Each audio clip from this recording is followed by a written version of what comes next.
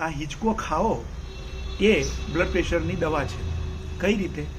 જેવો આ હિંચકો ચાલ્યો એટલે જે વિચારો વધારે પડતા છે એ એક રિધમમાં આવવા માંડ્યા. આમ જે થાય છે એટલે એક કોસ્મિક વેવ્સ પર આખું બ્રહ્માંડ ચાલે છે. એ જ વેવ્સ પર તમે આવી ગયા. વિચારો ધીમા, મનને નિરાંત. હવે આમાં ક્યાં વાંધો છે? જે લોકોને હિંચકાને કારણે તકલીફ પડે છે એ લોકો ભલે ન કરે, પણ જેને આમાં મજા આવે છે એમને આમાં ક્યાં વાંધો છે? આપણી આસપાસ આવી અનેક દવા રહેલી છે. જેમ કે આપણે ચાલવાનો વ્યાયામ કરીએ છીએ તો એ ચાલવાના વ્યાયામને કારણે સારું લાગતું હોય તો એનો મતલબ કે ચાલવાના કારણે તમારા વિચારો ધીમા થાય છે. હવે આ ચારે તરફ પક્ષીઓનો અવાજ આવે છે. આખી કુદરત નિરાંતે જીવી રહી છે. એ જ કુદરતની સાથે આ હિંચકાને સાવ સહજતાથી ફેરવતા હું મેચ કરી રહ્યો છું મને, અથવા હું મેચ થઈ રહ્યો છું. હવે આ જે મેચિંગ છે એમાં વચ્ચે હું ફોન લઉં તો, વચ્ચે હું મારા મગજને બીજે દોડાવું તો એવું કરવાની ક્યાં જરૂર છે? તમે આ ભૂલ કરી બેસો છો ને.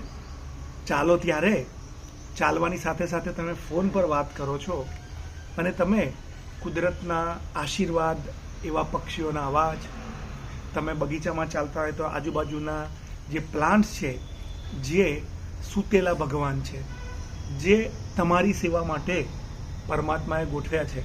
તમે કદી વિચાર્યું કે તમે ખાલી લીલા રંગ સામે જુઓ છો અને તમારી આંખો સારી થઈ જાય છે, તમારું મન શાંત થઈ જાય છે? બુદ્ધ કરે શુદ્ધ. લીલો રંગ એ બુદ્ધના ગ્રહનો રંગ છે. તો એ શુદ્ધિ એટલે વિચારોને શાંત કરે, એટલે અંદરની આખી જે સિસ્ટમ છે એ શુદ્ધ થવા માંડે, પાચનની. પણ ધ્યાન હોય તો ને, તમે કોઈની સાથે વાત કરો છો એમાંથી તણાવ પેદા થવાના ચાન્સ કેમ વધે છે? કારણ કે તમે બંને એકબીજા વાત એટલે કરો છો કે બંનેને એકબીજાનો તણાવ ઘટાડવો છે. તમે મ્યુઝિક સાંભળો છો, પરંતુ કુદરતના મ્યુઝિક સાથે ક્યારેક ન જોડાઈ શકો. 21 દિવસ, 30 દિવસ, 100 દિવસ ઓપ્શન્સ તમારી પાસે છે. મ્યુઝિક વગર, કોઈની સાથે વાત કર્યા વગર, ચાલતી વખતે પણ કોઈની સાથે ચાલ્યા વગર એકલા ચાલો, અથવા કોઈની સાથે ચાલો તો તમારા પેસ સાથે ચાલો. દરેકનો પેસ અલગ છે. આપણે ચાલીએ છીએ તો એ મજા માટે ચાલીએ છીએ, એ સ્ટેપ્સ ગણવા માટે નથી ચાલતા, વજન ઉતારવા માટે નથી ચાલતા, ડાયાબિટીસ અને બ્લડ પ્રેશર છે એટલે મજબૂરીમાંથી નથી ચાલતા, એમાંથી મજા આવે એટલે ચાલીએ છીએ. જેને સાયકલ ગમે છે એ લોકો સાયકલ ચલાવે.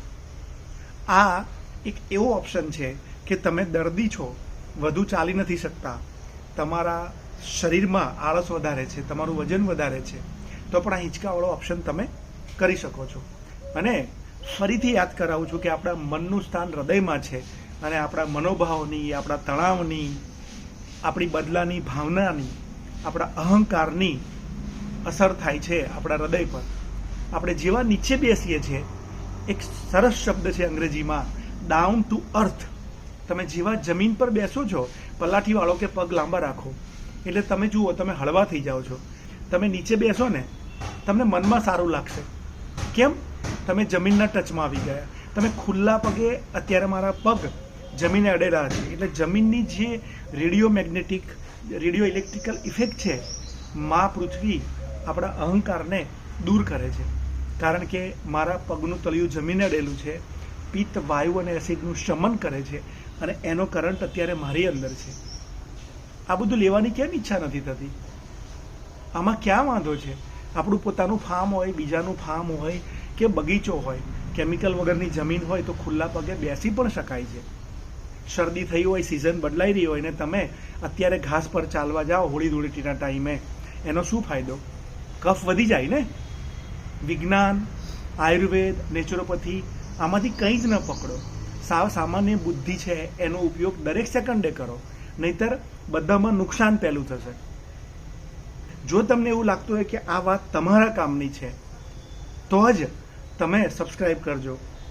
હજુ વધારે પ્રેમ આવે આ વાતોથી મારી ઉપર કે આ વિજ્ઞાન ઉપર તો આને શેર કરો.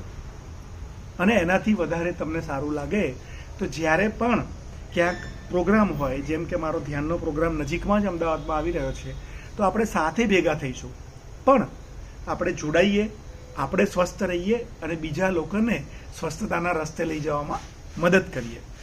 સ્વસ્થ રહો, મસ્ત રહો.